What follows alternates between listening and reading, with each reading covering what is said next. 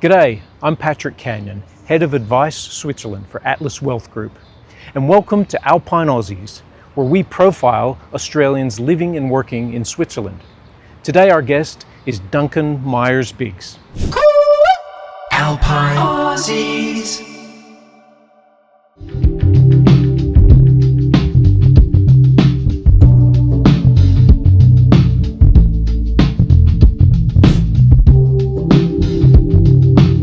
So, a Brizzy boy, spent my life back in Australia between Brisbane and the Sunshine Coast. I split my time between the hinterland and Mooloolaba, Maroochydore, the beaches there before moving back to Brisbane to study.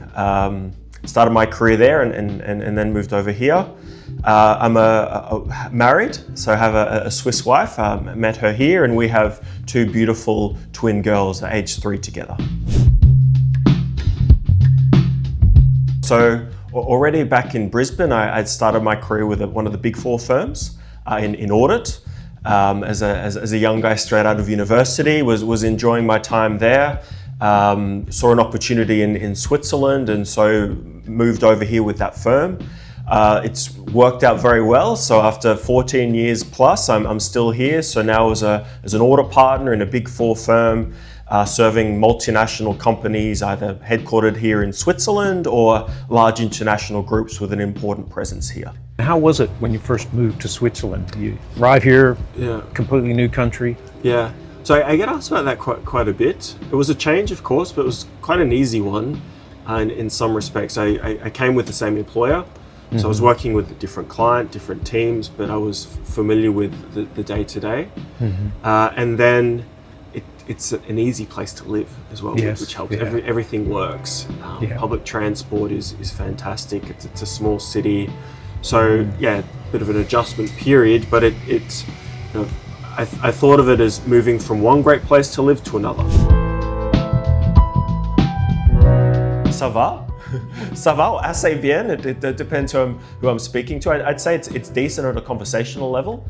But that's really been my focus. My professional life is all in English. I don't really use French in the workplace.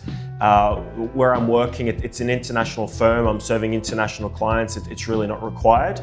But that also has been one of the challenges in learning French. I've had to push myself outside of the workplace to do so. Taking lessons for many years, a period where I did some intensive courses. Yeah, so it's quite a newly developed part of Geneva here. We're one of the first tenants. We've only been here for 5 years, so things are still somewhat in progress, but lots happening here. Some residential areas, some restaurants and so on.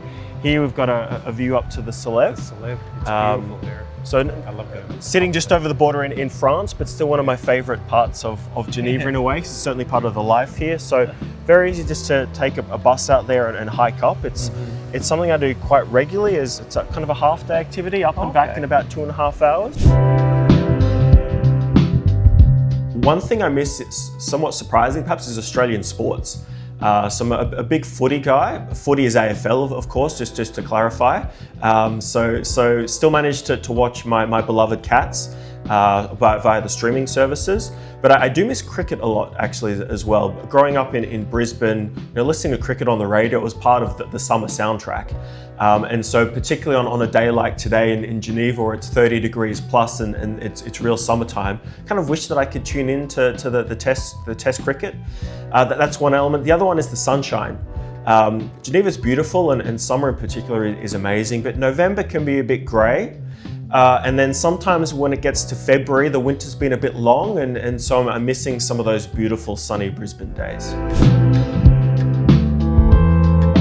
When I moved here, I was traveling a lot outside of Switzerland. I haven't touched on that, but Switzerland's really in the center of Europe with great travel opportunities, and it is worthwhile taking up on those, but there's so much to do and see in Switzerland. And actually the pandemic was an opportunity for me when I wasn't able to travel so much outside of Switzerland.